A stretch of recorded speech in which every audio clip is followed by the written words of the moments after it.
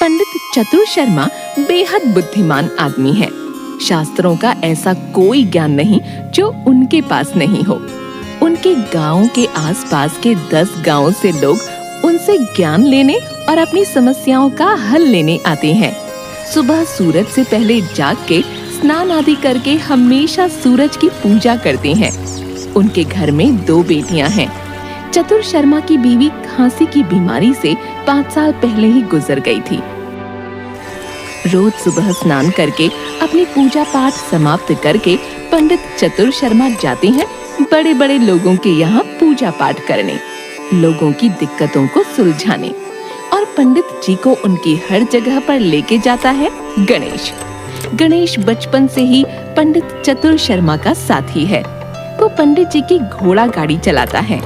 गणेश सुबह उठ के स्नान करके नाश्ता पानी खत्म करके सीधा पंडित जी के पास आ जाता है।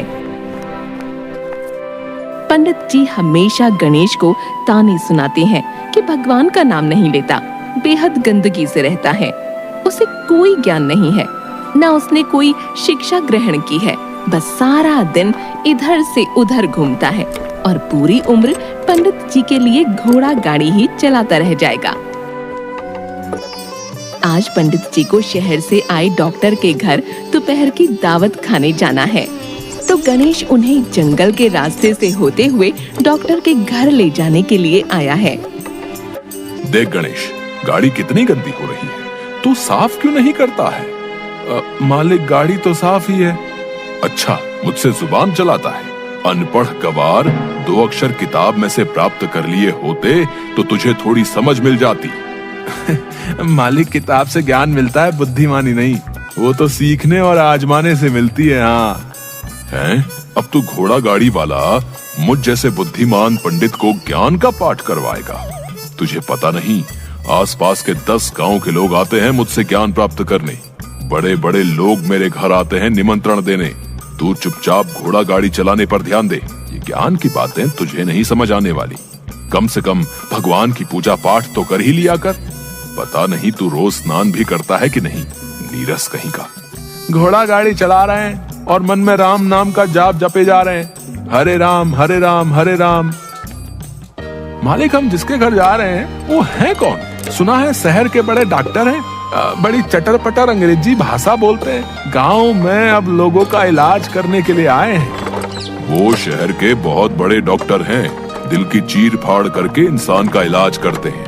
लेकिन देख, गांव में आते ही उन्होंने सबसे पहले मुझे अपने घर पर दोपहर की दावत में बुलाया है। हाँ, सुने होंगे उन्होंने भी मेरी बुद्धिमानी और ज्ञान के चर्चे लोगों से, तभी। लेकिन मालिक, आप तो आज तक शहर कभी नहीं गए, फिर उन्होंने आपके चर्चे कहाँ से सुन लिए? इसीलिए तो तुझे कहता हूँ, तू गोबर गणेश है, गोबर गणेश। ज्ञानी आदमी को कहीं आने जाने की जरूरत नहीं होती है। ज्ञानी आदमी के ज्ञान की महक इतनी तेज और मजबूत होती है कि लोगों की नाक में घुस के उनके दिमाग तक पहुंच ही जाती है। तू चुपचाप गाड़ी चला। और ये तू अपने मुंह में क्या बड़बड़ करता रहता है? मैं कहाँ बड़बड़ करता हूँ, मैं तो आप जो कहते हैं बस उसे अपने मन में बोलता रहता हूँ। अब ज्ञान मिल रहा है तो उसे समेटना मेरा काम है ना। लो मालिक, पहुँच गए हम डॉक्टर मलिक के घर। चल उतर जल्दी से और पीछे से फल का टोकरा भी ले आ। मालिक, मुझे एक बात समझ नहीं आती कि जो इंसान पहले से इतना पैसे वाला है उसके यहाँ तो फल की कोई कमी नहीं होगी, तो हम ये फल किसी गरीब को क्यों नहीं दे देते खाने को? ये सवाल तेरे जैसा दिमाग से गरीब इंसान ही उठा सकता है, क्योंकि हम जैसे ज्ञानी लोगों को पता है कि किसी के घर खाली हाथ नहीं जाते हैं। कुछ अच्छा लेके जाने से आपका रुतबा बढ़ता है संसार में, और रिश्ता मजबूत होता है, और फल सेहत के लिए अच्छे होते हैं। मालिक, सवाल तो सवाल होता है, अब ऐसे पूछने वाले पर दिमाग हो या नहीं उसे क्या मतलब? और रही बात रिश्ता बनवाने की, तो जिस इंसान के पास पहले से सब है, आपके 4 फल से तो रिश्ता नहीं मजबूत होगा, आपका और उसका।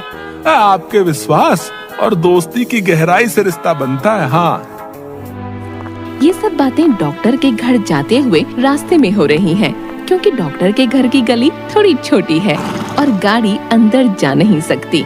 तो गणेश और पंडित जी घर तक पैदल जा रहे हैं।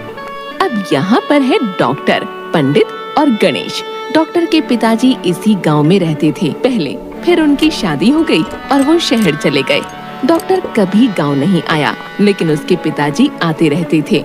डॉक्टर रिटायरमेंट लेके अब गांव रहने आया है। शहर की तरह गांव में भी कोरोना बहुत फैल रहा था, तो डॉक्टर गांव में लोगों को इससे बचने और साफ रहने के तरीकों का ज्ञान देगा। डॉक्टर को पता था कि पंडित बहुत ज्ञानी हैं और इन्हें गांव और गांव के बाहर के 10 गांव के लोग जानते हैं और बुलाते हैं, तो पंडित जी डॉक्टर को लोगों की मदद करने में मदद कर सकते हैं। अरे आइए पंडित जी, आपका बहुत धन्यवाद कि आप मेरे घर आए। मेरा तो सौभाग्य है कि मैं आपसे मिल पाया। बैठिए जी, बैठिए। गणेश, ये फल की टोकरी यहाँ मेज के पास रख दे। नमस्ते डॉक्टर जी, ये छोटा सा तोहफा आपके लिए। अब मेहमान के घर खाली हाथ तो नहीं आते ना। अरे पंडित जी, आप ये सब क्यों ले आए? मैं वैसे ही अकेला रहता हूँ और इतने सारे फल तो खराब होंगे। डॉक्टर ने अपने नौकर प्रेम को आवाज दी। प्रेम, ये फल का टोकरा तुम ले जाना। तुम्हारे घर में तो बीवी बच्चे हैं ना, वो सब खा लेंगे।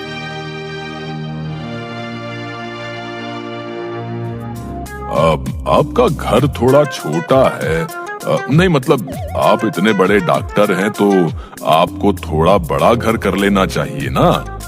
पंडित जी, बड़े घर से थोड़ी लोग बड़े होते हैं। लोग तो काम से, जैसे वो रहते हैं, जिस तरह से लोगों से बातचीत करते हैं, उससे बड़े होते हैं। और मेरा घर छोटा है, लेकिन मेरा बगीचा बहुत बड़ा है। मैं कुदरत को बना रहा हूँ, पेड़ पौधे उगा के। अरे वाह डॉक्टर जी, आप तो बहुत ज्ञान की बातें करते हैं। गणेश, तुम चुप नहीं रह सकते। पता नहीं है मालिक लोगों के घर में कैसे रहते हैं। अरे पंडित जी, कोई बात नहीं। वैसे ये है कौन? ये गणेश है, मेरी गाड़ी चलाता है। ठीक है। वैसे डॉक्टर जी, आप यहाँ क्यों हैं और मुझे किस काम से बुलाया है? पंडित जी, अब मैं यही रहने आया हूँ। आप तो जानते हैं शहर में कोविड नामक बीमारी फैली है और वहाँ तो मेरे जैसे लाखों डॉक्टर हैं लोगों को ठीक करने और जागरूक करने के लिए। लेकिन ये बीमारी अब गाँव में भी आने लगी है और मैं यहाँ आया हूँ ताकि लोगों को इस बीमारी से जागरूक कर पाऊँ। कोई बीमार है तो इलाज दे पाऊँ और लोगों को इस बीमारी से कैसे बचना है उसका ज्ञान भी दे पाऊँ। अब ये तो सही कहा आपने। हमारे गाँव में मेरे जैसा ज्ञानी पंडित तो है, लेकिन कोई डॉक्टर नहीं है। वाह डॉक्टर जी, ये तो बहुत अच्छे काम के लिए आप आए हैं यहाँ पर। आपको इसमें मेरी जो मदद चाहिए, आप मुझे कह देना, मैं करूँगा। गणेश जी, आप इसमें क्या कर सकते हैं? आपको एक अक्षर का ज्ञान तो है नहीं और चला है डॉक्टर साहब की मदद करने। इसकी बात पर अपना वक्त ना खराब करें और बताएं इस कार्य में मुझे किस तरह आपकी मदद करनी है। वैसे तो यहाँ सब मेरी सुनते हैं। मैं कल से सबको कह दूंगा कि सब अपना इलाज आपके पास करवाएं। आप यहाँ बाहर छोटी सी अपनी दुकान खोल लेना। अरे नहीं पंडित जी, मैं यहाँ कोई पैसे कमाने नहीं आया हूँ। मैं यहाँ लोगों के बीच में लोगों से जुड़ के उनकी सेहत को मजबूत करने आया हूँ। तो आप मुझे कुछ ऐसा सुझाव दीजिए कि मैं लोगों तक अपनी बात पहुँचा पाऊँ और उनसे जुड़ पाऊँ। ठीक है, हम आपके पोस्टर लगवा देते हैं गाँव भर में। पोस्टर? पंडित जी, उसमें बेकार का खर्चा आएगा। तो हम एक समारोह रख देते हैं आपके हित में। नहीं पंडित जी, ज्यादा लोगों को एक जगह नहीं इकट्ठा करना है। बीमारी ऐसे ही तो फैलती है। हम ऐसा करते हैं कि आप रोज कुछ समय के लिए पंडित जी के घर आ जाया करो। रोज वहाँ लोग उनसे मिलने आते हैं, आप लोगों से मिल सकते हैं और वहीं उनकी परेशानी का हल भी कर सकते हैं। अरे चुप बुड़बक, डॉक्टर जी कैसे रोज हमारे यहाँ आएंगे? क्यों नहीं पंडित जी, मैं तो आ सकता हूँ आपके घर। ये तो अच्छा सुझाव है। आप पर लोग भरोसा भी करते हैं, आपकी बात को महत्व देते हैं और आपको फिर सब मानते भी तो बहुत हैं। ऐसे में लोगों को मुझसे जुड़ने में ज्यादा आसानी होगी और वो मुझ पर विश्वास भी करेंगे। ठीक है डॉक्टर जी, आपको जैसा ठीक लगे। चलिए डॉक्टर जी, अब हम चलते हैं। सूर्यास्त होने वाला है, उससे पहले घर जाना है। आपसे मिलकर खुशी हुई। जी शुक्रिया पंडित जी, आपने हमें कुछ समय दिया और इतना ज्ञान से भरा वार्तालाप हुआ हमारे बीच। हम फिर कल सुबह मिलते हैं आपके घर पर। हाँ जी डॉक्टर जी, मैं सुबह आपको वक्त से लेने आ जाऊंगा। गणेश और पंडित गाड़ी की तरफ जा रहे हैं। क्यों रे गणेश, तू बड़ा बड़बड़ कर रहा था वहाँ पर? डॉक्टर जी, मैं आपको लेने आ जाऊंगा। ज्यादा बड़े बोल ज्ञानी पर ही सचते हैं, तो जैसे बेवकूफ पर नहीं। पंडित जी, मैंने क्या गलत कहा?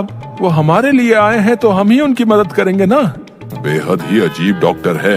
इतना भी ज्ञान नहीं कि मेहमान को घर से खाली हाथ नहीं भेजा जाता है। खाली हाथ कहाँ भेजा है? ये इतने सुंदर 2 गमले दिए हैं गुलाब के फूल के। इन्हें हम घर में रखेंगे तो ये कुदरत के लिए और हमारे दोनों के लिए अच्छे हैं। तू चल मुझे गाड़ी पर चढ़ा और अपनी ये बिना सर पैर की बात तो मुझे मत सुनाए कर। डॉक्टर के यहाँ बहुत तेजी दिखा रहा था। तुझे बड़ा पता है कि किस तरह से व्यापार किया जाता है। एक जमात तो तुझसे बढ़ी नहीं गई और आया बड़ा ज्ञानियों को ज्ञान देने। पंडित जी के घर आ जाना डॉक्टर जी।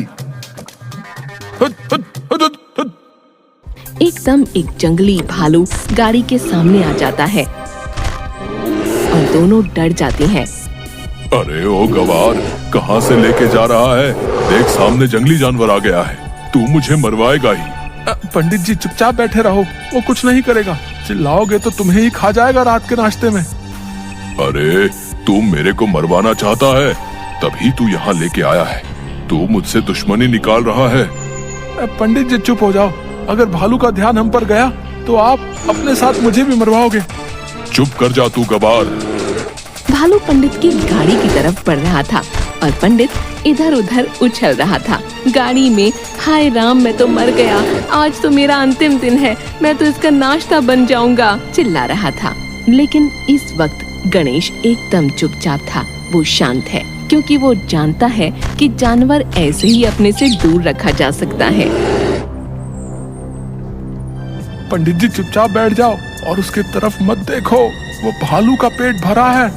उस भालू का पेट भरा है, वो कुछ नहीं कहेगा।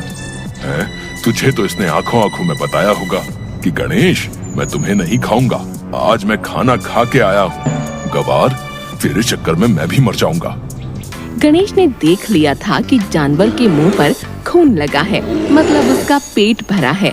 और गणेश को इस बात का ज्ञान था कि भालू के आगे अगर आप भागोगे या उछल कूद करोगे तो वो आपको अपने लिए खतरनाक समझकर आपका शिकार करेगा। ये ज्ञान गणेश को किसी किताब से नहीं, जंगल में रहते हुए मिला है। गणेश की बात सुनकर पंडित चुपचाप बैठ जाता है और भालू चुपचाप गाड़ी के आगे पीछे घूमता है और फिर निकल जाता है। ज्यादा मत खुश हो कि मेरे जैसे ज्ञानी ने तेरी बात सुन ली और हम उस भालू से बच गए। ये सब मेरे साथ का ही रंग है कि तुझ में भी कुछ बुद्धि आ रही है। पंडित जी, संगत का असर तो बहुत गहरा होता है हमारे दिमाग और जीवन पर, लेकिन किताबी ज्ञान और संगत से केवल ज्ञान मिलता है।